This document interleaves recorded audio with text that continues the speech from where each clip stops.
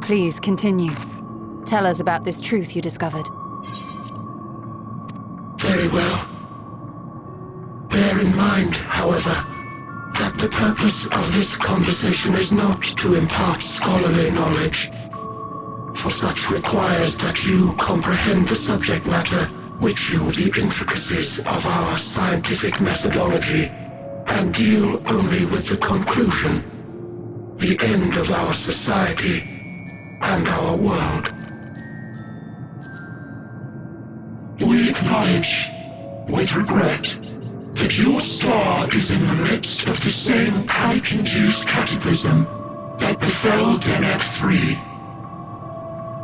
As such, in order to avoid causing undue distress, we will refrain from explicitly stating how much time you have remaining. You are entirely too kind. I pray you recount your tale as you see fit.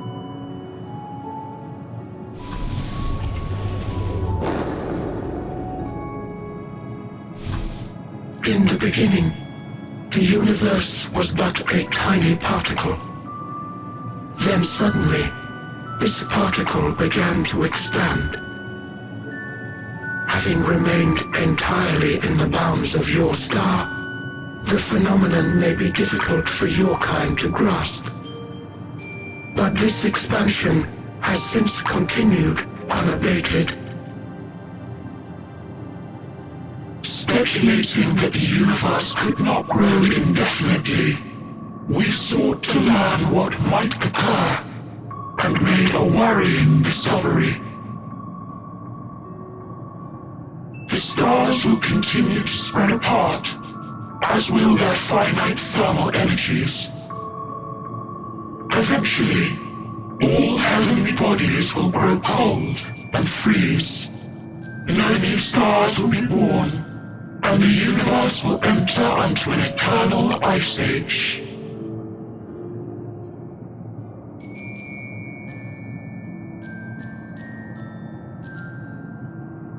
In hopes of proving that this determination was erroneous, we scrutinized our research from all angles, even as we sought to avert the everlasting winter. The endeavor proved fruitless. So infamously so, in fact, that it became synonymous with vain effort. The universe as we know it would end, and there is no way to prevent it.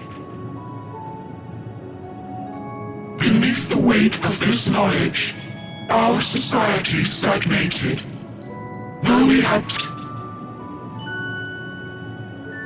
why strive for anything when desolation is assured?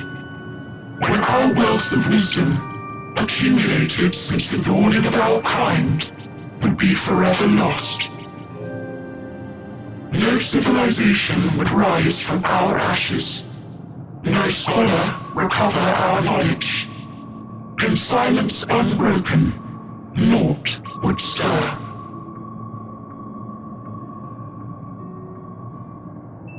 Intellect was once our pride. Overnight, it became our shame. Our works, monuments to futility. Immortality, our greatest invention, became a source of suffering. Rather than suffer on, many chose to unmake themselves by means of etheric exsanguinators.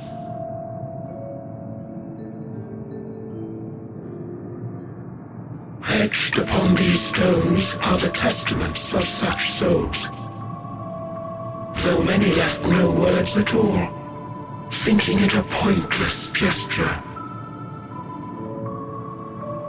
Once we have obtained vessels of flesh, we likewise intend to vanish. If you understand this, understand aught of our tale, you will abandon your quest for knowledge. Ignorance truly is bliss.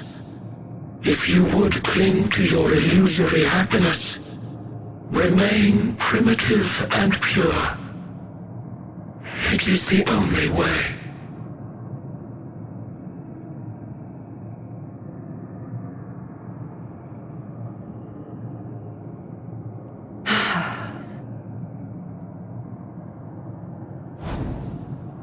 So that's your story.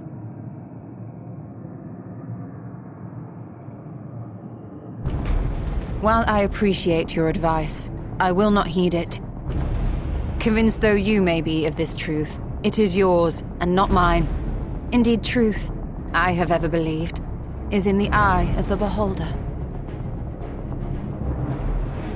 Are you suggesting that we have reached a faulty conclusion? That our science failed us? Hardly. As you yourself said, the subject, and that I accept is true. I do not possess the knowledge to prove or disprove your conclusion. In my mortal years, I doubt I could even approach the wisdom of the Air. But of one thing am I absolutely certain. I would not be happier in ignorance. Y'shtola, no! You mustn't!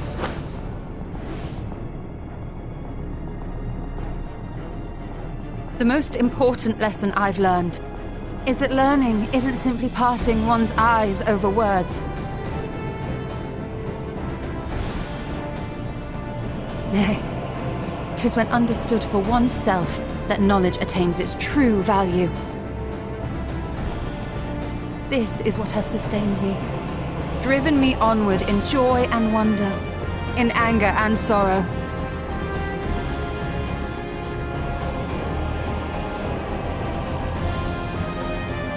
The universe may end, and all may be for naught, but I will live as I always have. I will always seek out new knowledge, and no conclusion of yours, no matter how grim, can dampen my desire.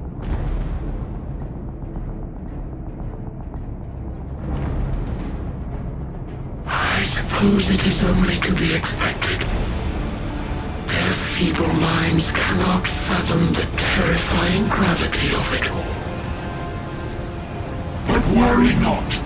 We consider it our duty to enlighten you, and we will not stop until you grasp the full extent of our despair.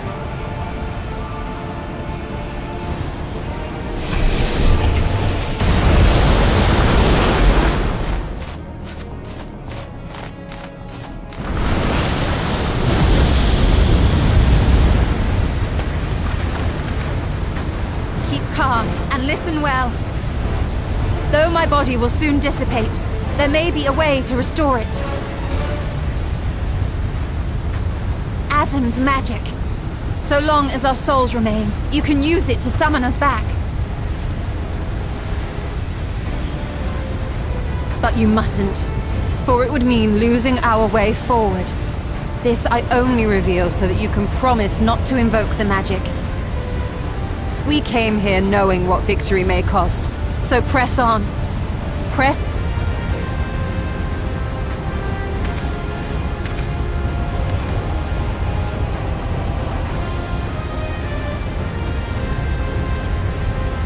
I shall join thee. As subterfuge is not required, thou shalt not suffer for mine absence. Urianger.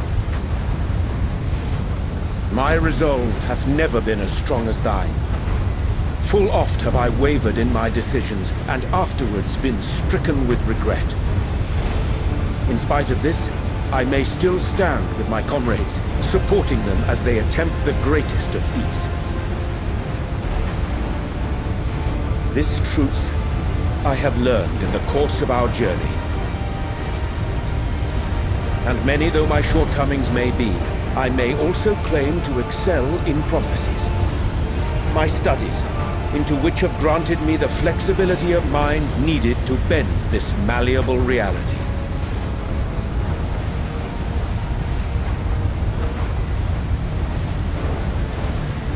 thus shall I hope that thou mayest have the strength to resist, and our comrades the strength to continue.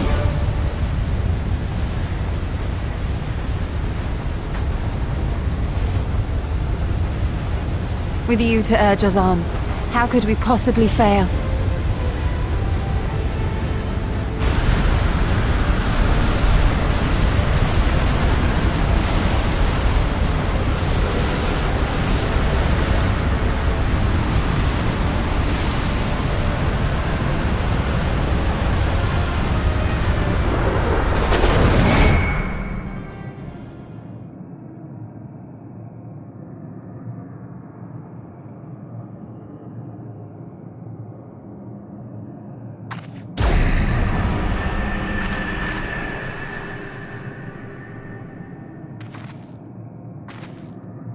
What's this? An extinguished civilization? Rekindled?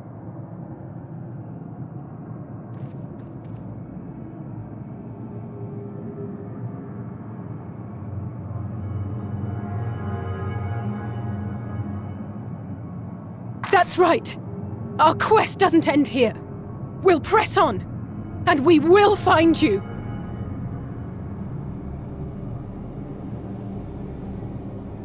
There. That's where you'll find me. Is that another star? Of the stars we visited, most were already devoid of life. And where there was life still, the inhabitants wished for death. But even death, we learned, isn't truly the end. It is but a part of the cycle of rebirth.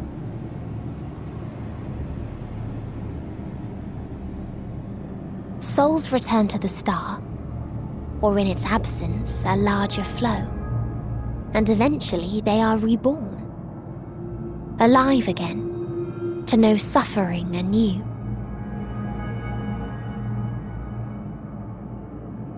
True salvation lies not in dying. It lies in not being born. This is the gift I would give to you, to all life on beautiful Aetheris. To that end, we created an egg wherein life cannot quicken. That dead sun. Attain it if you can, before your friends' emotions fade away, along with their protection.